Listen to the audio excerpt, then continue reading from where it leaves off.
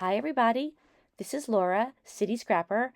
Thank you so much for joining me on my channel today. Today I have a layout that I made for a Punched Out Thursday to Die For.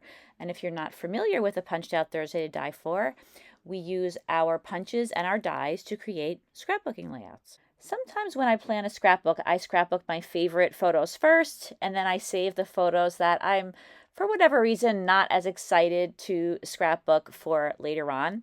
And that's what I've done in several of my albums. I have some photos that are great photos, nothing wrong with them, but they weren't the first ones that I felt inspired to scrapbook.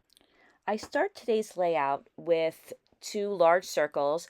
The white circle is a tiny bit larger than the pattern paper circle. That's a pink dot paper that was in my stash of pattern papers of different colors, and I looked in the pink bin and I saw this one. I do not know the manufacturer though. I use another very old paper for the background paper, and then I used a pattern paper that was made by Pebbles from their Tealightful collection, and that is the pattern paper with the macarons on it, the French macarons that my daughter is making in these photos. So I was saving that paper for a while to use for this particular layout.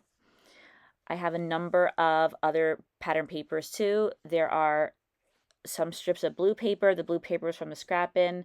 The green paper is a little yellow bicycle paper.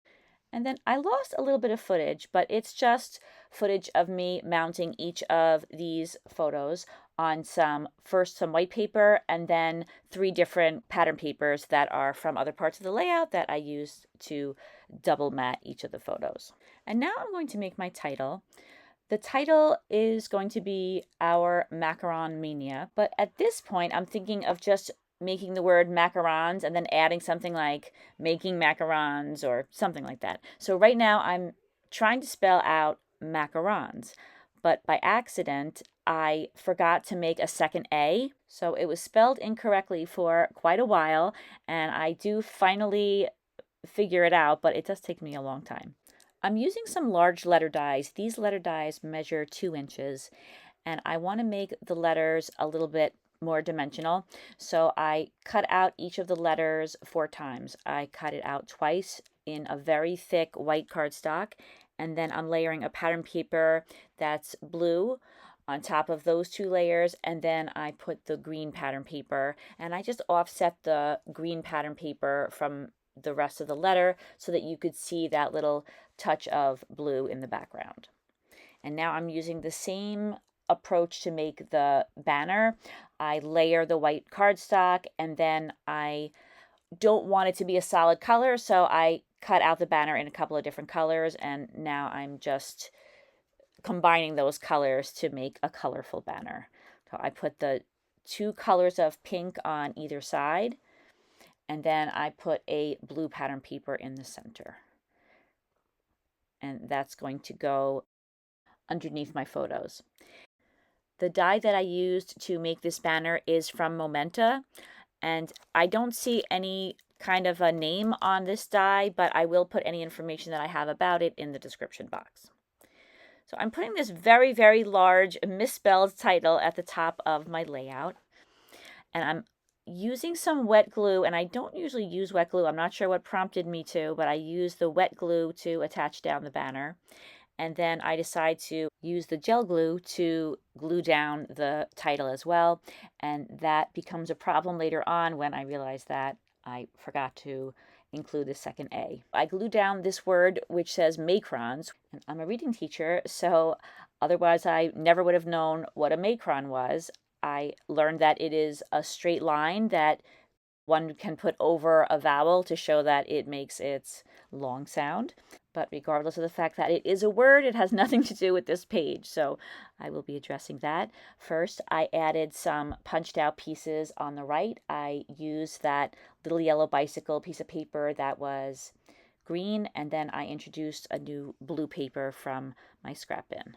And the punch that I used was a Fiskars punch. It looks just like the punch out strips that are on the very bottom of the layout on the very top. Those are actually borders that I purchased that way, but I think that they still count for Punched Out Thursday. I hope so. I did use one of my paper punches to punch out the photo corners that you could see I'm putting on the corners of the photos. And I'm using little bits of all of the different colors of paper that are already on the layout. I use blue, green, pink, and salmon photo corners. And I use the EK Success Scalloped Photo Corner Punch to punch all of those out. And then once I had decided which photo corners went where, I attached them down with ATG adhesive. So off camera, I realized that I needed to add another A. So I took away the S and I added in the A so that the title would still be the same length. And I definitely made a mess of the background because I pulled up the wet glue. So I had to take away the scallop strip that was underneath the title, and I didn't have another piece of that same color paper, so I replaced it with a piece of blue paper. And I really liked the peach better because it contrasted with the letters, but I think it still looks fine.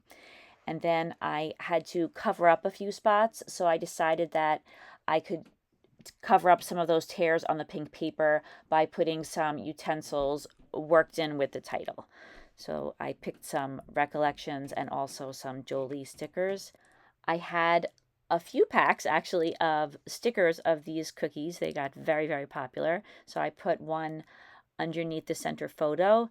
Now I'm adding some enamel dots to the layout. I added an enamel dot between each section of the banner that's right under the photo. I also added some enamel dots to the photo corners, and then I add a slightly larger enamel dot to each of those two horizontal banners. I peeled up the strip that I put on the right-hand side of the layout. I wanted to layer another piece of white underneath it. I just wanted to bring some white over to that part of the page. So luckily I was able to peel up that strip fairly easily. And now I'm just reapplying it with that new first white layer that I've added in.